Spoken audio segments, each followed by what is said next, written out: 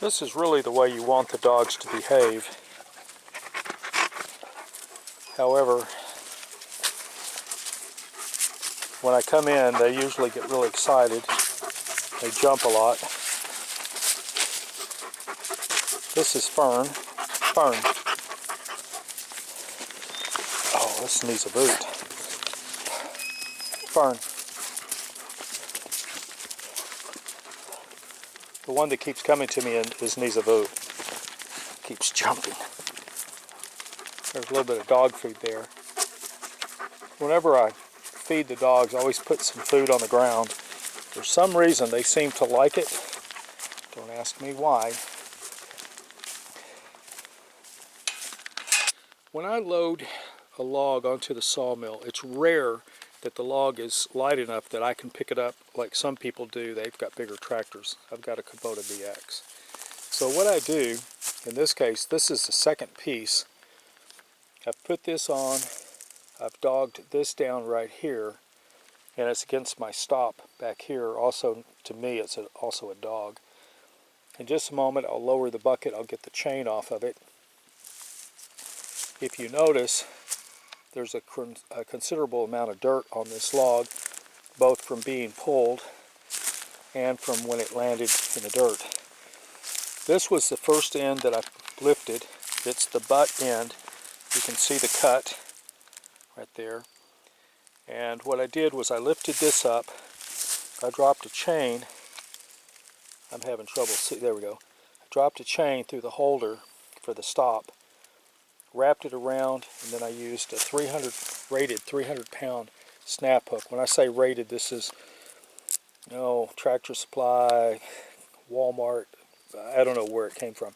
It's strong enough to hold this because I'm not trying to drag the log. I'm not trying to do anything. I'm just trying to keep it from rolling. This works good. Lift one end, then I lift the other one, and I'm going to debark it. I'll show you part of that process, not the whole thing. Then I'm going to figure out where the maximum width is, because this thing is sort of bean shaped and I want 8-inch boards out of it, so I may have to turn this a little bit. But first let me debark some of this, and then I'll be able to figure out what I've got and what will give me my maximum width.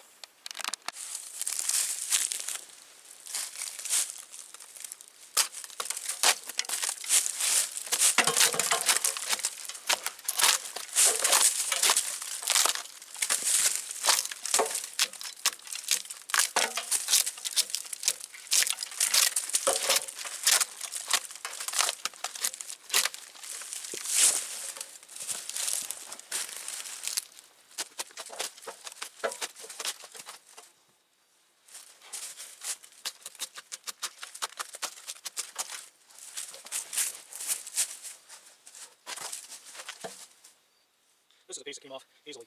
When the wheels get in here, they get the camber in. Normally the bark comes right off. Here's a spot where it's still pretty solid, but a lot of this is coming right off with no problem.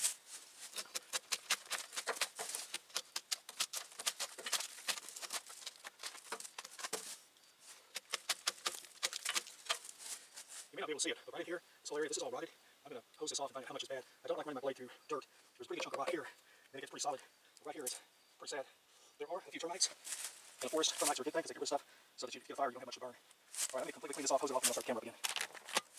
I've decided that the side that's at the 2 o'clock position needs to be to the bottom in order for me to cut the widest boards out of this that I can. I'm getting ready to turn this with a cant hook. This is a cant hook. It's made by Dixie, and it's also in Dixie, Indiana. A cant hook is worth its weight in gold. Do not buy a knockoff. You'll get hurt. Spend the money and get a real one. These used to run 55 bucks. Like I said, don't get a fake. The fake doesn't have a sharp point, doesn't have good grip down here, and you'll hurt yourself.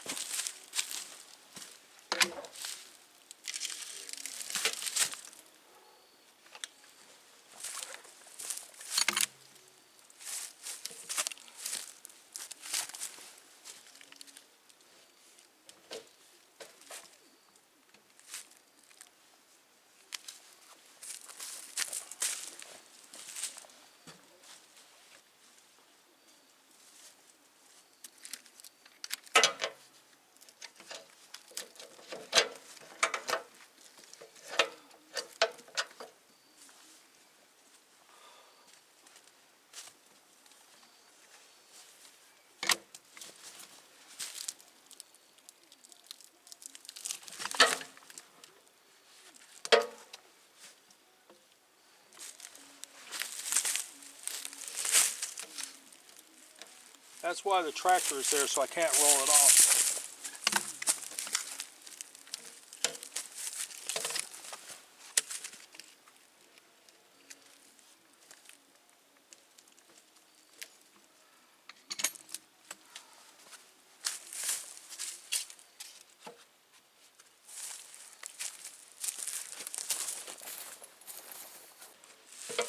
Should roll right over now.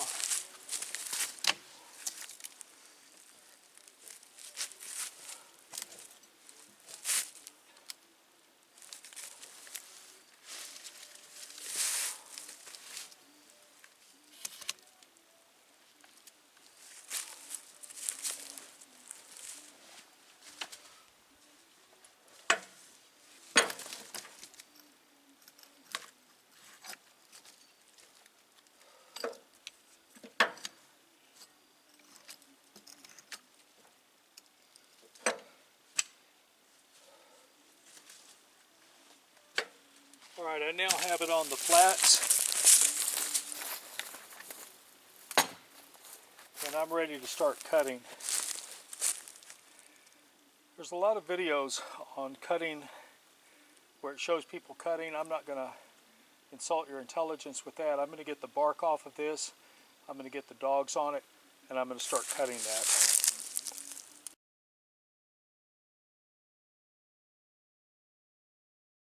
Alright, here's my log. As you can see, it's quite wide, it's very nice. Down here on this end, it's down to 6 inches. When I cut down 1.5 inches, it will be 2 inches wide on the top side, which is acceptable. This wood is going to be used as a trailer deck, so if there's a little bit of space on the bottom side of an 8-inch, that's not going to hurt anything. I'm getting ready to rotate it, and I've put, I think these are 1-inch square tubing, maybe 1 1/4. I've put these in, and I'm going to use these to rotate the thing. This time there won't be a problem. This is going to be going to the bottom, as I said, and I'm going to plane the other side. Then I'm going to find the best area to get my 8-inch boards. I'll square it out for 8 inches, and then once I have that squared, then I'll start cutting my boards out of it.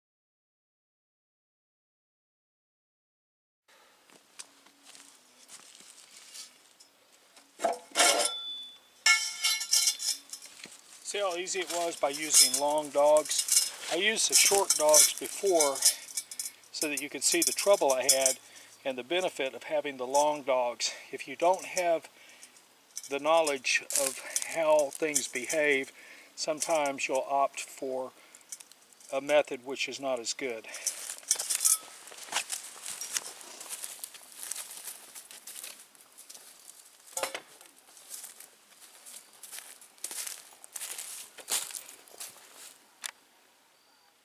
One last thing before I go.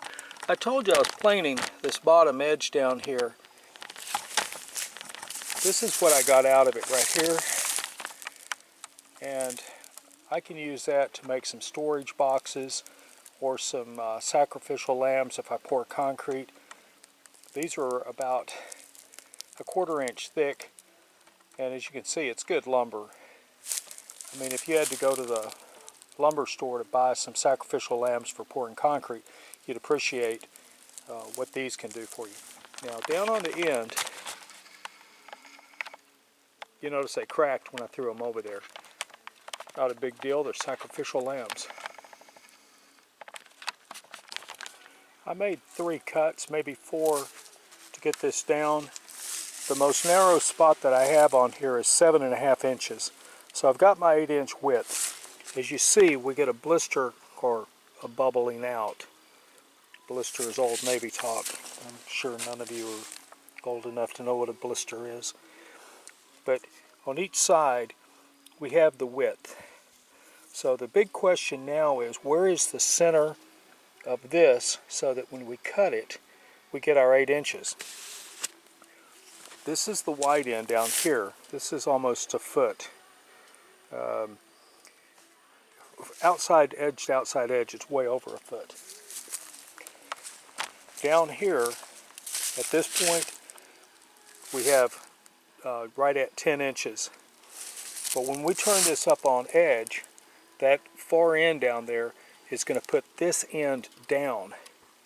So in order to get it to lay flat, we're going to have to either raise this edge up a little bit or plane that one down till it will lay flat with the grain.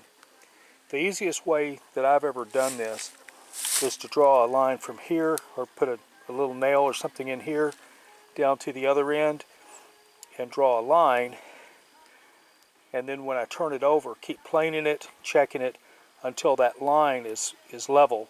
And once that line is level, then start cutting my boards out of it, or cutting it down to my width is what I'm trying to say. Except that we have to plane both sides. So what I'm planning to do is I'm planning to cut a little bit off both sides, and once I do that, then I'll get a clue as to how it will lay, or how wide my boards I'm going to be able to get out of this. See, there's still a lot of rot in here. And I will change blades. This blade's been on for a while. I will change blades just before I actually cut my 1.5 inch boards so that I get more accurate cuts. There's a little bit of warping in the wood right now, and that doesn't matter because all we're doing is working it down. I don't want to use a good blade in this dirt.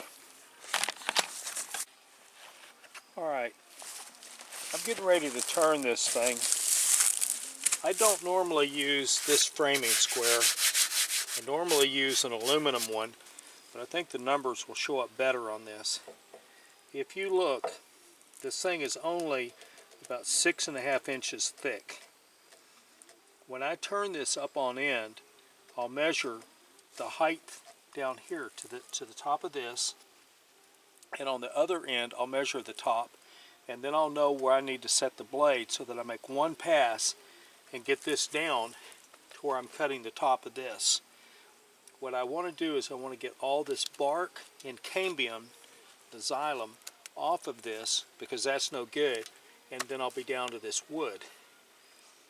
Then what I'll do is I'll flip the other side and I'll do the same thing so that I'm down and I'm cutting my 8-inch board. Then I'll turn it flat like this, and I'll come back and I'll start planing it. Now, every saw, it doesn't matter what saw you have, there's going to come a limit to where you can cut no further down. On the back side we have those square stops. Those square stops will damage a blade if you hit them. So you always want to make sure you don't hit them. But the saw itself has a limit how far it will come down. There's also a limit as to what you can hang on to as far as the board is concerned, because you have to hold this thing. The lighter this gets, the more it's subject to vibration, and you'll get a wonky washboard cut. Not only that, you can also break a blade, or you can have this thing go vibrating off into space, which is not a good thing. So that kind of gives you an idea what I'm going to do. To recap, I'm going to turn it up on end. I'm going to measure to reach my part I want to start cutting. I'll go to the other end. I'll measure and I'll find where I want to start cutting on that end, and then I'll cut it, and it should be cutting just right through this bark. So I should still have a little bit of bark left. That's my goal. That'll give me the maximum width, and I'll do the same thing on the other side.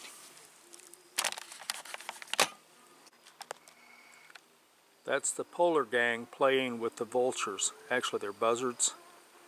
They're probably on the ground, the buzzards. We're not going to see them because there's tree between us and them. The medved? Big white dog.